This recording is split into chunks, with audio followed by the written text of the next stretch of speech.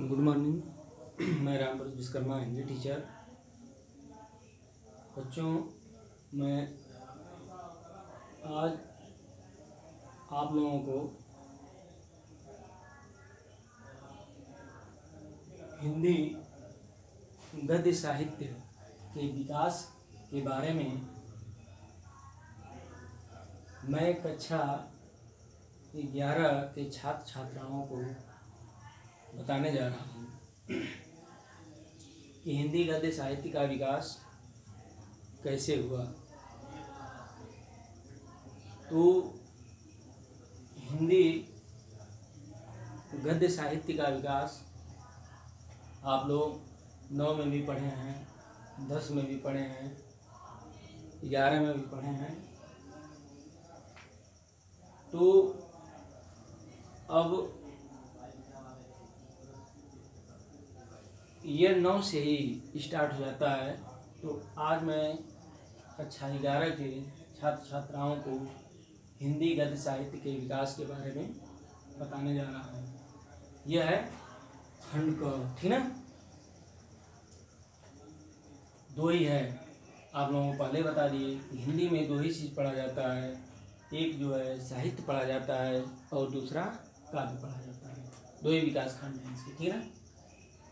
देखिए लिखा है कि आधुनिक हिंदी, ठीक, आधुनिक हिंदी साहित्य में गद्य की प्रचुरता के कारण ही आधुनिक काल को, क्या, आधुनिक काल जो पीछे का जो समय है वो शुक्ल जीवन ने, तेरा ना काल में समय होता है, आधुनिक काल को शुक्ल जी ने गद्य काल, गद्य, देख रहे हैं ना, गद्य काल के नाम से अभिहित किया। यानी हिंदी जो गद्य साहित्य का विकास, यानी शुक्ल, ठीक है ना, शुक्ल जी ने, यानी आचार्य रामचंद्र शुक्ल ने बनाया ना, गद्य काल के नाम को, यानी बताया यह कौन सा काल है, यानी आधुनिक काल को, आधुनिक काल को शुक्ल जी ने, यानी गद्य काल, यानी गद्य का काल, यानी गद्य का समय नाम से सभी लोगों को बताया। किसने बताया? शुक्ल जी ने, ठीक ना। इसके बाद कह रहे हैं कि आधुनिक काल का साहित्य, जो आधुनिक काल का जो समय साहित्य है वह राज दरबारों, ठीक ना, राज दरबारों से निकलकर जन्म में होता है लोग, ठीक ना, लोग साधारण के संपर्क में आया, ठीक ना, तथा सामान्य जनजीवन से ही अपने लिए विषय वस्तु का ग्रहण भी करने लगा। अर्ध विराम देखा है ना, और अतः विसर्ग लगा हुआ है। तो देखिए ये जो हिंदी जो आधुनिक काल का जो साहित्य था वह सबसे पहले राज दरबारों का मतलब होता है राजाओं के दरबार में, ठीक ना, राजाओं के दरबार में से ही शुरू हुआ, ठीक ना। जो राजा थे, ठीक ना, या जो महान जो लोग थे, तब लेखकों ने सबसे पहले उनके दरबार से ही इस साहित्य का यानी निर्माण हुआ, या वहीं से शुरू हुआ, समझ लीजिए, ठीक ना। और जब वहाँ से, जब हिंदी बने साहित्य जब वहाँ से निकला तो जन्म ने लोग, तब जो है उन राजाओं ने, यानी से लोग जो है संपर्क लोग संपर्क में आए, ठीक ना, संपर्क में आए तथा सामान्य जनजीवन से ही अपने लिए, ठीक ना, सामान्य जनजीवन से ही अपने लिए विषय वस्तु का ग्रहण भी करने लगा, यानी उसके बारे में जानने लगा, ठीक ना, समझने लगा और उस साहित्य को यानी एक दूसरों को बताने लगा। अतः सर्वसाधारण हेतु रचित यानी साहित्य का गद्य में होना स्वाभाविक था। यानी कहने का मतलब यह है कि यह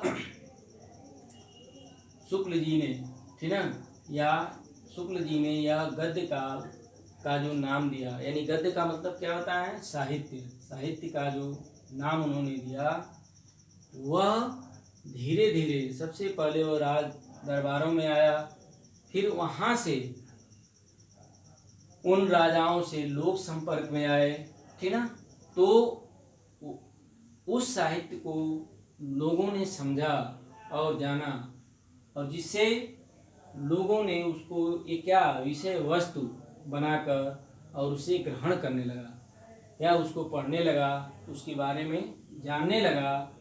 इसलिए जो है सर्वसाधारण हेतु रचित साहित्य का गद्य में होना जो है क्या था, स्वाभाविक था, क्योंकि आज यही साहित्य नहीं रहता, ये लेखक नहीं रहे होते तो आज हम उसी तरह पहले की तरह जो है, ठीक ना, हम कुछ समझ नहीं पाते। लेकिन उन लोगों ने साहित्य के बारे में बताया, कवियों ने बताया, लेखकों ने बताया, ठीक ना, राजाओं ने बताया, ठीक ना, तो इसलिए मैंने साहित्य का गद्य में होना क्या था, स्वाभाविक था। समझा गया ना। इसके बाद नीचे है कि आधुनिक काल से पूर्व, यानी जो आधुनिक काल से यानी पूर्व गद्य लिखने वाले, जो ये काल जो समय है, इस समय से पूर्व यानी पहले लिखने की परिपाटी का मतलब होता है लिखने की जो पद्धति थी, जो लिखा पढ़ा जाता था का प्रचलन कम था। यानी ये जो आधुनिक काल के जो कवि या जो लेखक ने जो चीज़ यानी साहित्य और काव्य के बारे में बताया, उसकी पहले समझ लीजिए, उसके पहले जो भी कवि या लेखक थे तो उस समय लिखने की परिपाटी यानी जो प्रचलन था वो बहुत कम था, क्योंकि बहुत कम लोग उसके बारे में जानते थे, ठीक है। लेकिन आधुनिक काल कह रहे हैं कि आधुनिक काल से सुव्यवस्थित गद्य से पूर्व, कह रहे हैं कि आधुनिक काल की सुव्यवस्थित गद्य से पूर्व राजस्थानी, ठीक है ना, पूर्व यानी पहले राजस्थानी तथा ब्रज भाषा में गद्य रचनाएं होने लगी। यानी आधुनिक काल में जो है सुव्यवस्थित यानी गद्य से पूर्व, यानी गद्य से पूर्व का मतलब यानी पहले कह रहे हैं कि राजस्थानी तथा ब्रज भाषा में गद्य रचनाएं होने लगी। इसके बाद जो है काव्य, कह रहे हैं कि काव्य रचना के आदिकाल, काव्य रचना के आदिकाल, काव्य में आप लोग जानते ही हैं पद, ठीक ना, काव्य रचना के आदिकाल यानी संवत के बारे में आप लोग जानते ही हैं, हम बता दिए हैं। साल में जब एक बार संवत जो जलता है, किस समय, होली में, तो संवत हम जलाते हैं और जलाकर ही होली मनाते हैं, उसे ही हम संवत कहते हैं। तो ये 1050 से 1300 कितना लिखा है, 75, लेकिन 1050 से 1375 में रची गई, ठीक ना, रची गई गद्य रचनाओं में, ठीक, राउल वेल, उनको हम चंपू भी कहते हैं, ठीक ना।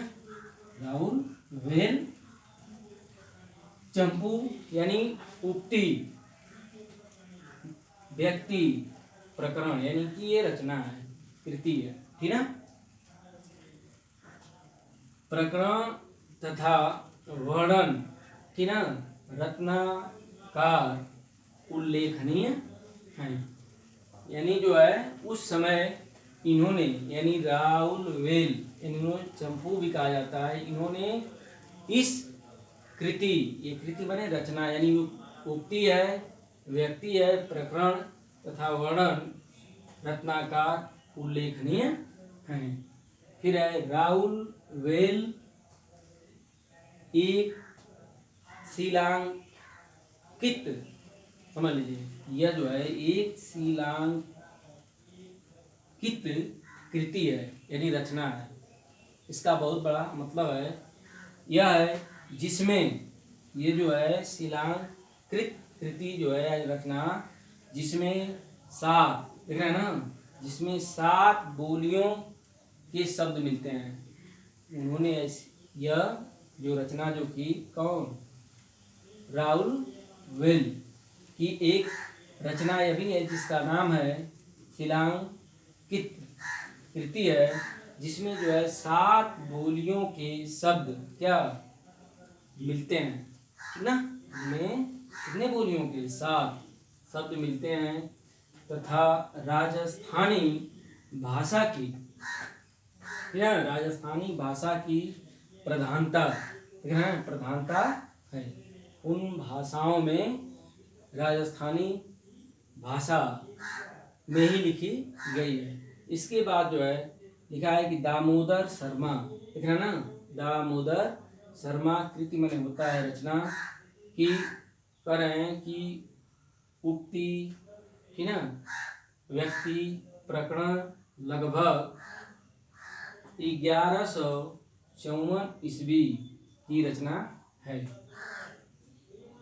कह रहे हैं कि इन्होंने भी इसी, यानी दामोदर शर्मा की कृति, इन्होंने भी करें उक्ति, व्यक्ति, प्रकरण लगभग इन्होंने 1154 ईस्वी की रचना है। इसमें कह रहे हैं कि हिंदी की तत्सम शब्दावली के प्रयोग की प्रवृत्ति दिखाई पड़ती है। ये तत्सम जो शब्द आया है, सभी लोगों को बताते हैं, ये तत्सम जो है कैसा, कौन सा शब्द है, संस्कृत है, तत्सम और तद्भव, ठीक ना। देखिए इस पर तत्सम जो शब्द आया है, तत्सम और तद्भव, तद्भव जो होता है हिंदी शब्द होता है, और तत्सम जो है संस्कृत शब्द होता है, समझा गया ना। तो देखिए इस, ये जो इनकी जो ये रचना है, ये रचना, इसमें जो है कौन इसमें तत्सम शब्दावली के प्रयोग की प्रवृत्ति दिखाई पड़ती है। आगे देखिए, वर्णन रत्नाकार मैथिल, यानी वर्णन रत्नाकार मैथिल कवि जो हैं, ये भी कवि हैं, मैथिल कवि, लिखा है कि ज्योतिरीश्वर द्वारा मैथिल ने लिखी गई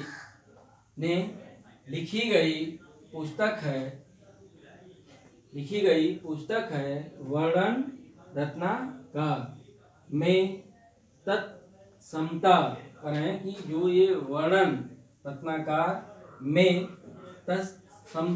तत्समता तथा भाषा की अलंकारिकता पाई जाती है। यानी जो इन्होंने यह पद लिखा है, आप लोग पद में जानते ही है कि उसमें अलंकार छिपे होते हैं, तो करें कि इनकी भाषा में अलंकारिकता भी पाई जाती है, अलंकार भी पाया जाता है। तो आज मैं जो है आप लोगों को यानी हिंदी गद्य साहित्य के विकास में बताया। इसका मतलब जो हम इसके बता रहे हैं, इसी में से पीछे जो है जो भी क्वेश्चन जो दिया गया है, इसी में उसके आंसर भी मिलेंगे। इसलिए इसको विधिवत से हम इस पे लिख रहे हैं और लिख कर इसके बारे में आप लोगों को बता रहे हैं कि ताकि आप लोग इसे पढ़ेंगे और लिखेंगे तो आप सारी चीज़ों को जान जाएंगे। तो आज की वीडियो में मैंने हिंदी साहित्य के विकास के बारे में बताया। अब इसी के बारे में अगले दिन मैं इसके आगे के वीडियो में आप लोगों को बताएंगे। धन्यवाद।